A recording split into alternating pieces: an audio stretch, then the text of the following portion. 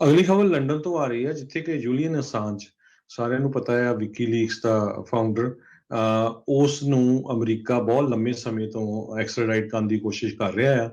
ਅੱਜ ਲੰਡਨ ਦੀ ਕੋਰਟ ਨੇ ਇੱਕ ਆਰਡਰ ਇਸ਼ੂ ਕਰ ਦਿੱਤਾ, ਜਿਹਦੇ ਮੁਤਾਬਕ ਜੂਲੀਅਨ ਅਸਾਂਜ ਨੂੰ ਅਮਰੀਕਾ ਨੂੰ ਜਿਹੜਾ ਆ ਲਿਆਂਦਾ ਜਾ ਸਕਦਾ ਹੈਗਾ ਆ। ਉਸ ਦੇ ਉੱਤੇ ਐਸਪੀਓਨਾਜ ਐਕਟ ਦੇ ਅੰਡਰ ਚਾਰਜਸ ਯੂਐਸਏ ਦੇ ਵਿੱਚ ਚੱਲ ਰਹੇ ਹੈਗੇ ਆ।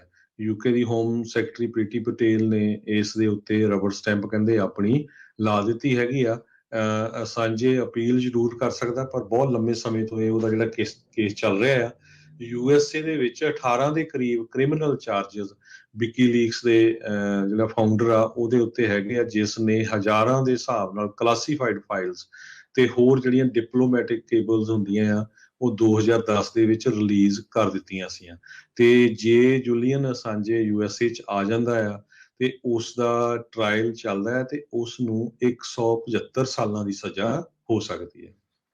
ਅਗਲੀ ਖਬਰ ਲੰਡਨ ਤੋਂ ਆ ਰਹੀ ਹੈ, ਜਿੱਥੇ ਕਿ ਜੂਲੀਅਨ ਅਸਾਂਜ, ਸਾਰਿਆਂ ਨੂੰ ਪਤਾ ਹੈ ਵਿਕੀਲੀਕਸ ਦਾ ਫਾਊਂਡਰ, ਉਸ ਨੂੰ ਅਮਰੀਕਾ ਬਹੁਤ ਲੰਮੇ ਸਮੇਂ ਤੋਂ ਐਕਸਟ੍ਰਾਡਾਈਟ ਕਰਨ ਦੀ ਕੋਸ਼ਿਸ਼ ਕਰ ਰਿਹਾ ਆ। ਅੱਜ ਲੰਡਨ ਦੀ ਕੋਰਟ ਨੇ ਇੱਕ ਆਰਡਰ ਇਸ਼ੂ ਕਰ ਦਿੱਤਾ, ਜਿਹਦੇ ਮੁਤਾਬਕ ਜੂਲੀਅਨ ਅਸਾਂਜ ਨੂੰ ਅਮਰੀਕਾ ਨੂੰ ਜਿਹੜਾ ਆ ਲਿਆਂਦਾ ਜਾ ਸਕਦਾ ਹੈਗਾ ਆ। ਉਸ ਦੇ ਉੱਤੇ ਐਸਪੀਓਨਾਜ ਐਕਟ ਦੇ ਅੰਡਰ ਚਾਰਜਸ ਯੂਐਸਏ ਦੇ ਵਿੱਚ ਚੱਲ ਰਹੇ ਹੈਗੇ ਆ। ਯੂਕੇ ਦੀ ਹੋਮ ਸੈਕਟਰੀ ਪ੍ਰੀਤੀ ਪਟੇਲ ਨੇ ਇਸ ਦੇ ਉੱਤੇ ਰਬੜ ਸਟੈਂਪ ਕਹਿੰਦੇ ਆਪਣੀ ਲਾ ਦਿੱਤੀ ਹੈਗੀ ਆ। ਸਾਂਝੇ ਅਪੀਲ ਜ਼ਰੂਰ ਕਰ ਸਕਦਾ, ਪਰ ਬਹੁਤ ਲੰਮੇ ਸਮੇਂ ਤੋਂ ਇਹ ਉਹਦਾ ਜਿਹੜਾ ਕੇਸ ਚੱਲ ਰਿਹਾ ਆ। ਯੂਐਸਏ ਦੇ ਵਿੱਚ 18 ਦੇ ਕਰੀਬ ਕ੍ਰਿਮੀਨਲ ਚਾਰਜਸ ਵਿਕੀਲੀਕਸ ਦੇ ਜਿਹੜਾ ਫਾਊਂਡਰ ਆ ਉਹਦੇ ਉੱਤੇ ਹੈਗੇ ਆ, ਜਿਸ ਨੇ ਹਜ਼ਾਰਾਂ ਦੇ ਹਿਸਾਬ ਨਾਲ ਕਲਾਸੀਫਾਈਡ ਫਾਈਲਸ ਤੇ ਹੋਰ ਜਿਹੜੀਆਂ ਡਿਪਲੋਮੈਟਿਕ ਕੇਬਲਸ ਹੁੰਦੀਆਂ ਆ ਉਹ 2010 ਦੇ ਵਿੱਚ ਰਿਲੀਜ਼ ਕਰ ਦਿੱਤੀਆਂ ਸੀਆਂ। ਤੇ ਜੇ ਜੂਲੀਅਨ ਅਸਾਂਜੇ ਯੂਐਸਏ ਚ ਆ ਜਾਂਦਾ ਆ ਤੇ ਉਸ ਦਾ ਟ੍ਰਾਇਲ ਚੱਲਦਾ ਹੈ ਤੇ ਉਸ ਨੂੰ 175 ਸਾਲਾਂ ਦੀ ਸਜ਼ਾ ਹੋ ਸਕਦੀ ਹੈ। ਅਗਲੀ ਖਬਰ ਲੰਡਨ ਤੋਂ ਆ ਰਹੀ ਹੈ, ਜਿੱਥੇ ਕਿ ਜੂਲੀਅਨ ਅਸਾਂਜ, ਸਾਰਿਆਂ ਨੂੰ ਪਤਾ ਹੈ ਵਿਕੀਲੀਕਸ ਦਾ ਫਾਊਂਡਰ, ਉਸ ਨੂੰ ਅਮਰੀਕਾ ਬਹੁਤ ਲੰਮੇ ਸਮੇਂ ਤੋਂ ਐਕਸਟ੍ਰਾਡਾਈਟ ਕਰਨ ਦੀ ਕੋਸ਼ਿਸ਼ ਕਰ ਰਿਹਾ ਆ।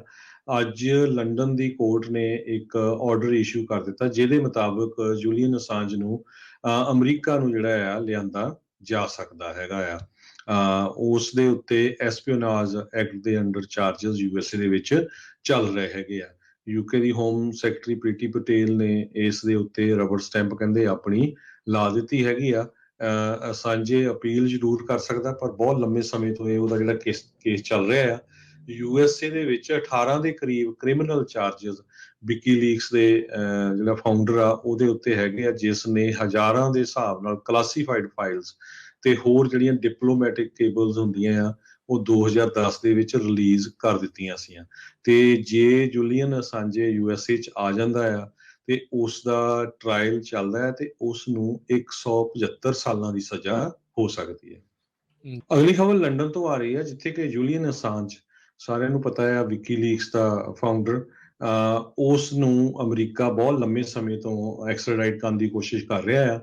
ਅੱਜ ਲੰਡਨ ਦੀ ਕੋਰਟ ਨੇ ਇੱਕ ਆਰਡਰ ਇਸ਼ੂ ਕਰ ਦਿੱਤਾ, ਜਿਹਦੇ ਮੁਤਾਬਕ ਜੂਲੀਅਨ ਅਸਾਂਜ ਨੂੰ ਅਮਰੀਕਾ ਨੂੰ ਜਿਹੜਾ ਆ ਲਿਆਂਦਾ ਜਾ ਸਕਦਾ ਹੈਗਾ ਆ। ਉਸ ਦੇ ਉੱਤੇ ਐਸਪੀਓਨਾਜ ਐਕਟ ਦੇ ਅੰਡਰ ਚਾਰਜਸ ਯੂਐਸਏ ਦੇ ਵਿੱਚ ਚੱਲ ਰਹੇ ਹੈਗੇ ਆ। ਯੂਕੇ ਦੀ ਹੋਮ ਸੈਕਟਰੀ ਪ੍ਰੀਤੀ ਪਟੇਲ ਨੇ ਇਸ ਦੇ ਉੱਤੇ ਰਬੜ ਸਟੈਂਪ ਕਹਿੰਦੇ ਆਪਣੀ ਲਾ ਦਿੱਤੀ ਹੈਗੀ ਆ। ਸਾਂਝੇ ਅਪੀਲ ਜ਼ਰੂਰ ਕਰ ਸਕਦਾ, ਪਰ ਬਹੁਤ ਲੰਮੇ ਸਮੇਂ ਤੋਂ ਇਹ ਉਹਦਾ ਜਿਹੜਾ ਕੇਸ ਚੱਲ ਰਿਹਾ ਆ। ਯੂਐਸਏ ਦੇ ਵਿੱਚ 18 ਦੇ ਕਰੀਬ ਕ੍ਰਿਮੀਨਲ ਚਾਰਜਸ ਵਿਕੀਲੀਕਸ ਦੇ ਜਿਹੜਾ ਫਾਊਂਡਰ ਆ ਉਹਦੇ ਉੱਤੇ ਹੈਗੇ ਆ, ਜਿਸ ਨੇ ਹਜ਼ਾਰਾਂ ਦੇ ਹਿਸਾਬ ਨਾਲ ਕਲਾਸੀਫਾਈਡ ਫਾਈਲਸ ਤੇ ਹੋਰ ਜਿਹੜੀਆਂ ਡਿਪਲੋਮੈਟਿਕ ਕੇਬਲਸ ਹੁੰਦੀਆਂ ਆ ਉਹ 2010 ਦੇ ਵਿੱਚ ਰਿਲੀਜ਼ ਕਰ ਦਿੱਤੀਆਂ ਸੀਆਂ। ਤੇ ਜੇ ਜੂਲੀਅਨ ਅਸਾਂਜੇ ਯੂਐਸਏ ਚ ਆ ਜਾਂਦਾ ਆ ਤੇ ਉਸ ਦਾ ਟ੍ਰਾਇਲ ਚੱਲਦਾ ਹੈ ਤੇ ਉਸ ਨੂੰ 175 ਸਾਲਾਂ ਦੀ ਸਜ਼ਾ ਹੋ ਸਕਦੀ ਹੈ।